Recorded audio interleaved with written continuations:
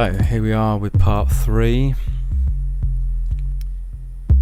and I'll give you a little bit of a spoiler. I spend a lot of this episode, shall we call it, this part of the video series, messing about with the ES2 synth and the randomize button, trying to find different sounds which I don't believe make it into the final tune. Actually, not that I finished the tune, but it's in a lot more finished state, and I don't think that a lot of what I spend my time messing about with ends up in it. Maybe as little incidental. Whoa, there's some bit of heavy bass there.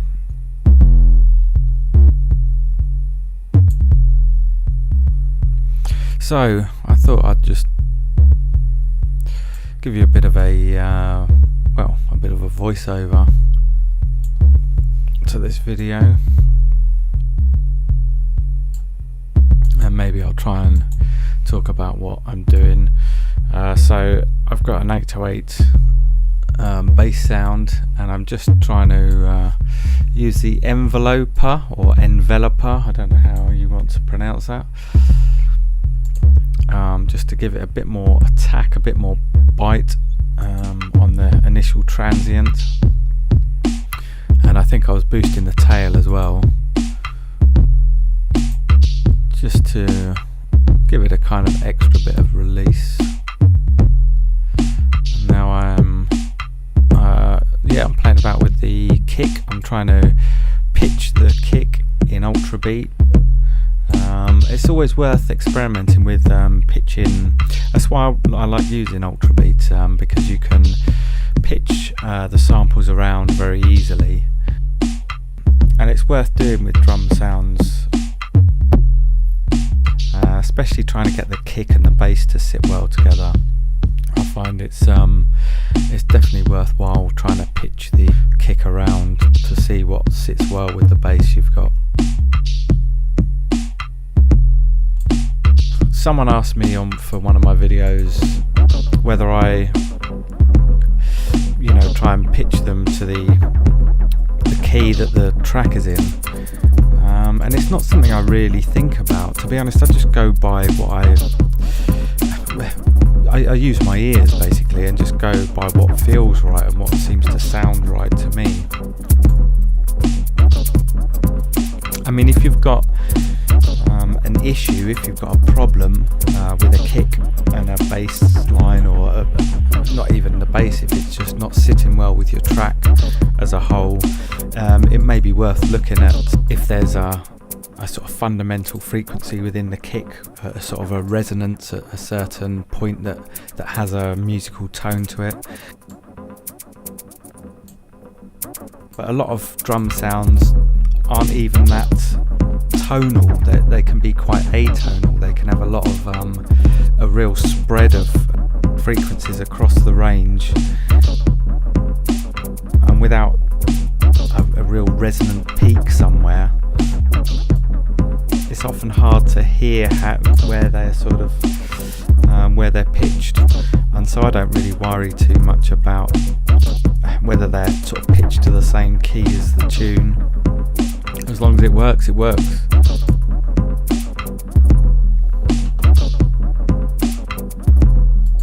What am I doing now? Messing around with that shaker sound. If you watch the first part, you may have seen me. I was recording that sound in. It's a chain, like a sort of dog chain, that I was sort of rattling in my hands. That makes quite a interesting kind of shaker sound.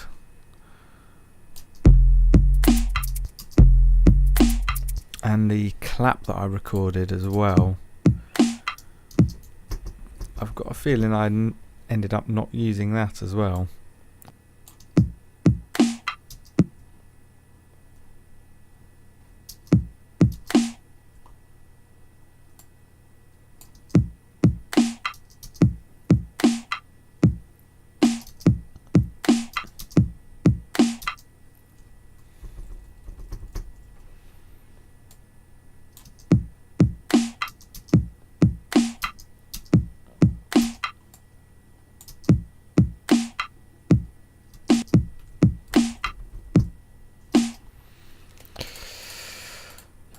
Oh, I thought I was going to say something then, but no. I am still alive though, that's good. Yeah, you do find that when you're in this sort of experimental phase of trying to find some inspiration and build a track, that there's a lot of things that you maybe spend a good deal of time doing that end up being sort of go to waste. Essentially, they end up not being used, but it's quite a good discipline to get into, of really, when you've got something to work with, sort of standing back from your mix and or your tune and really analysing what you really need and what is surplus to requirements, and make the hard decisions and really cut stuff when you don't need it. I'm just going to point out here, I'm doing something quite odd with the kick. Normally I would never EQ that kind of drastically. I think because this 808 bass sound is so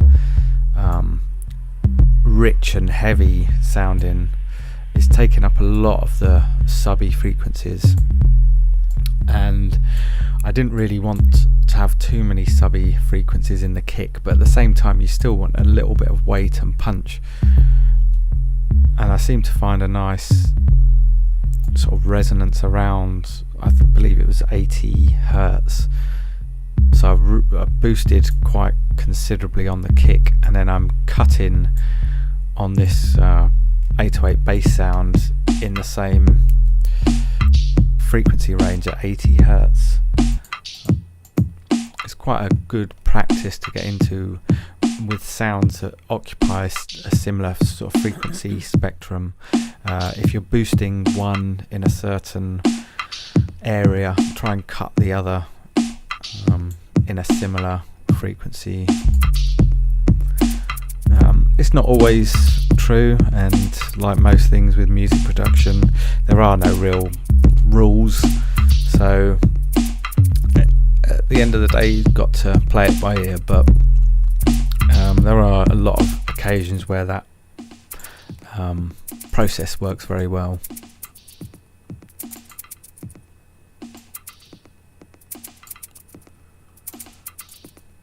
Here I'm just cutting out a lot of the lows on the delay effects channel. Something that's quite worthwhile doing is just remembering, if you're using a lot of send channels and creating effects on parallel channels, make sure if you've got bass happening, a lot of lower frequencies or high frequencies for that matter, happening on the parallel channels, make sure that you really need them. If you don't, it's probably best to try and cut those back a little bit.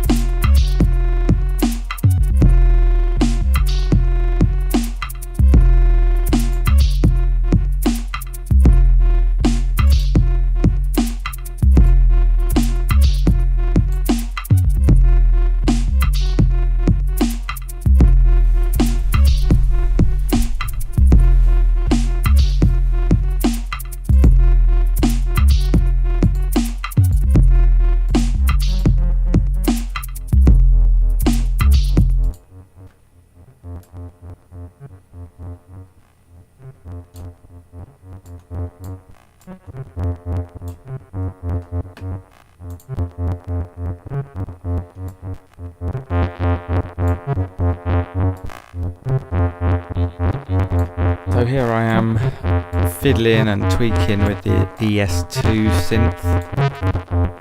Really just experimenting and trying to find something that grabs my attention and gives me some inspiration for the tune.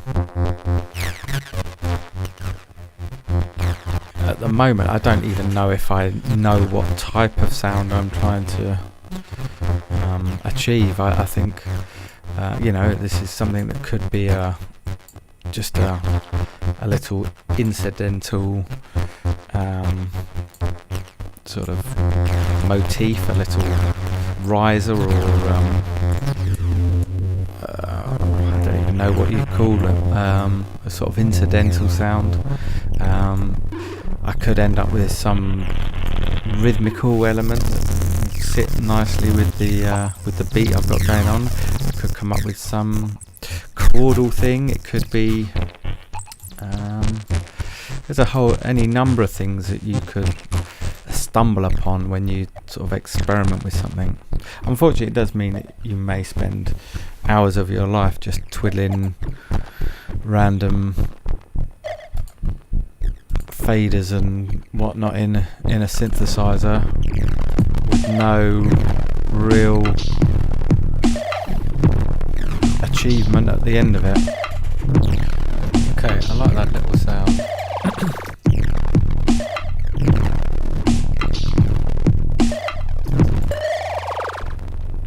What we are going to do is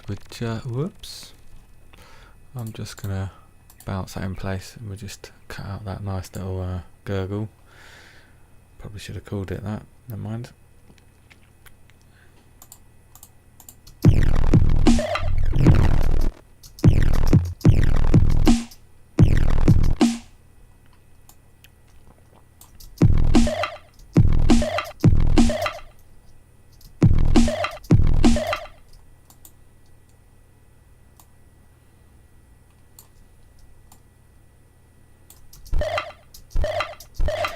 If you're wondering how I'm sort of selecting and playing only that... shit, that's not what I wanted to do.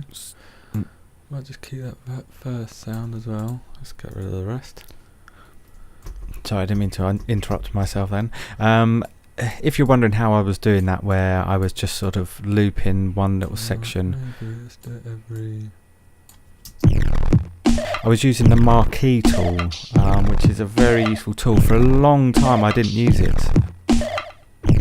And if you're not in the habit of using that, I'm sure a lot of you are, but if you're not, I would highly recommend trying to get to grips with it, because it's very useful.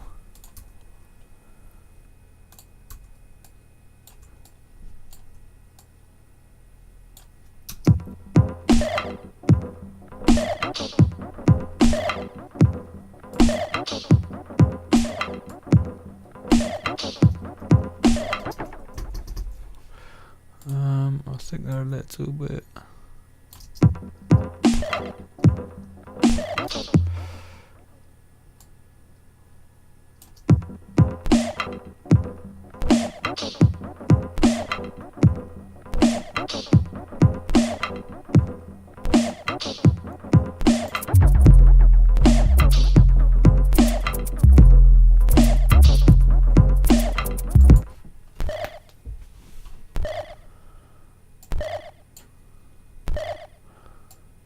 fade in and fade out, so we don't get rid of those clip audio clicks. Let's try and mess with this a bit. I'll tell you, this Sound Hack pitch delay is my go-to plugin if I really want to warp a sound.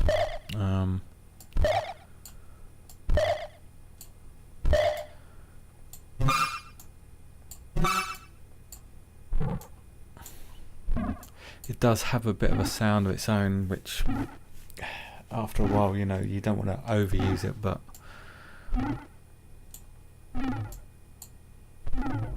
it's about the best tool that I have for really changing a sound.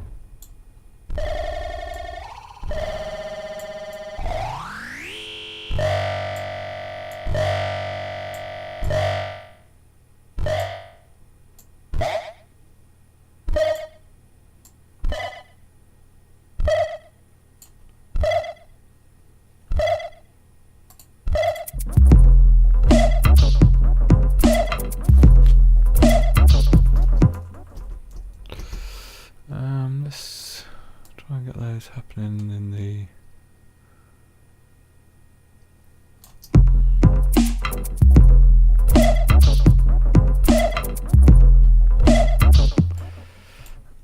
Let's do every other one. Let's just.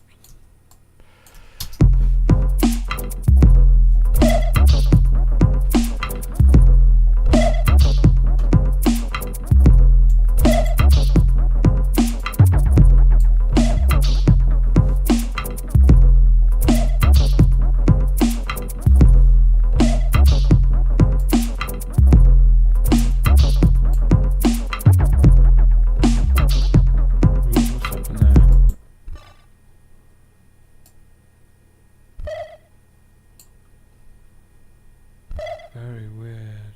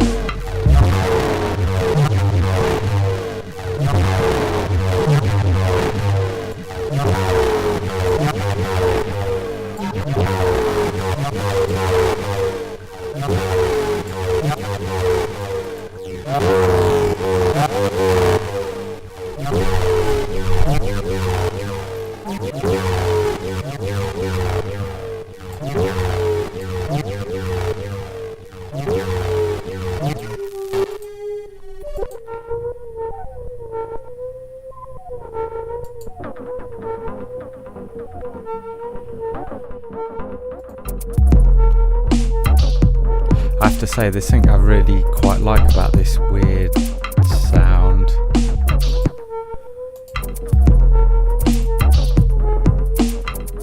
You know, really, I should get in the habit when I'm doing this kind of thing and using the random button and trying to get some weird sounds. I should get in the habit of saving some of these patches, because the chances of randomly stumbling on the same sound again would be minuscule, and I don't fancy my chances of trying to even taking a screenshot and trying to replicate it. I've got a feeling it still wouldn't,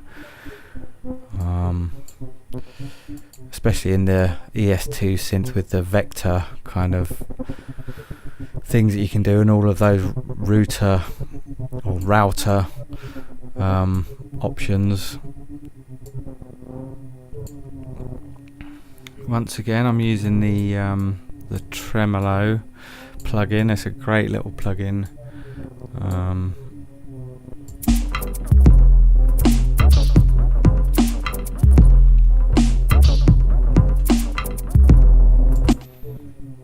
Now normally you would use a tremolo plugin the way I'm using it there, with the phase set to 180 degrees, so you're getting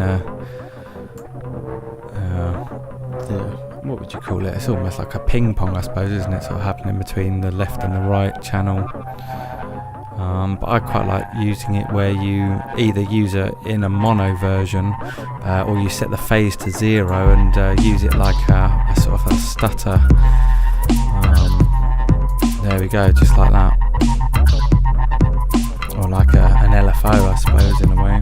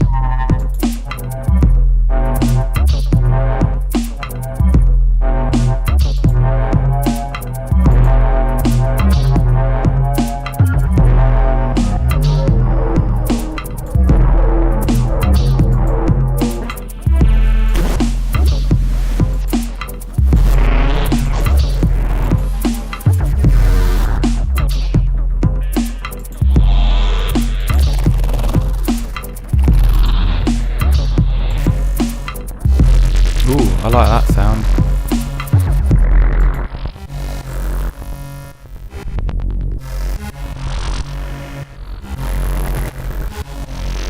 Really not the right kind of sound for this tune, but I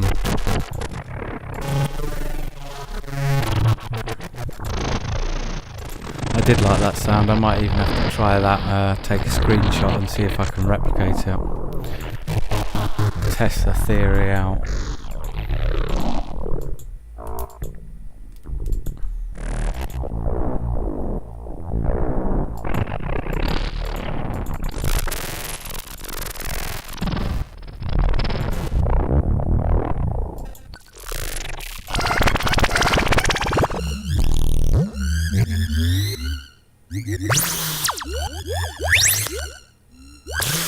I mean, these are sounds that you wouldn't normally, I suppose, come up with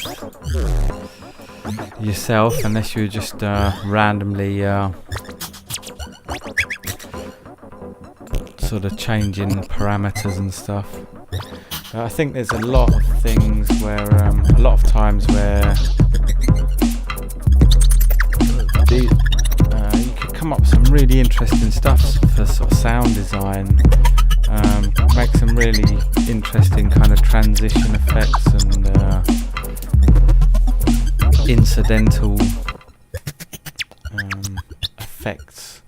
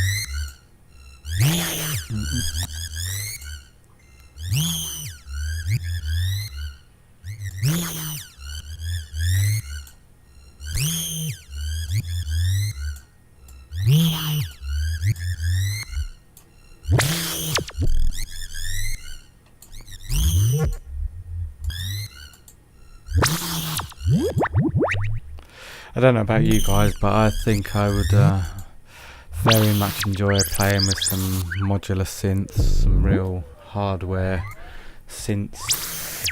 Not that I know how to use them, but it looks like a lot of fun just grabbing cables and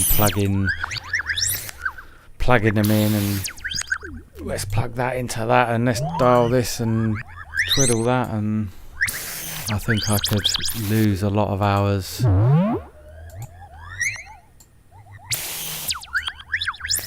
What I was doing there, I was doing some stuff with the I think they call it the sort of vector vector matrix, I think they call it. It's probably for another video, but you can do some very interesting kind of stuff with that, using the sort of XY modular, I don't know what you call that, the XY thing.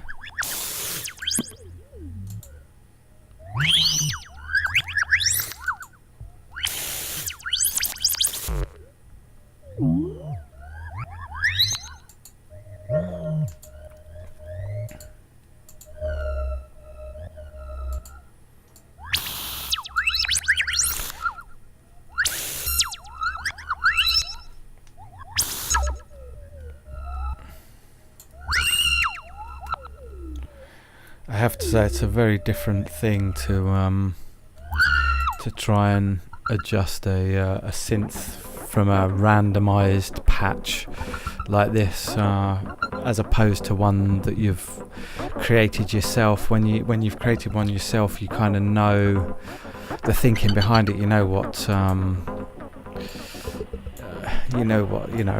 oscillators you've used, and you know the kind of routing that you've used and why you've done it, and so you kind of know how to adjust it. But when you've got something that's completely randomized, it would take a long time to figure out what's going on, so I just generally tend to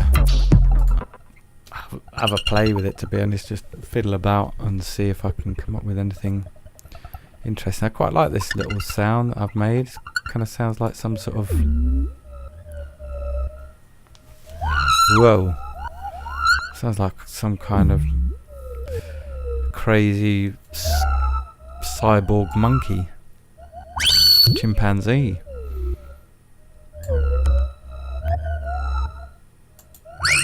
Ooh, jeez. Sorry if that hurt your ears.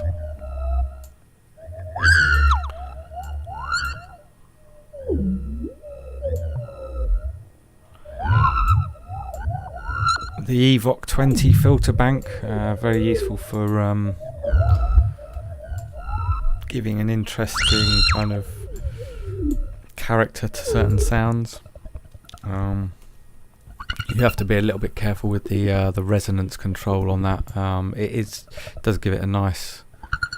It is one of the most interesting parameters on there to tweak, but if you go a bit overboard with it, it gets a bit much.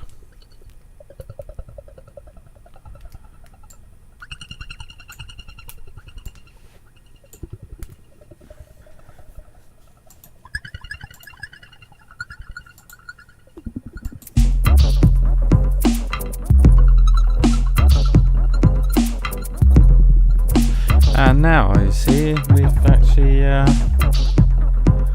we've come up with something interesting. And there we go. Okay, part 4 on its way. Thank you for watching. Unknown Audio, signing out.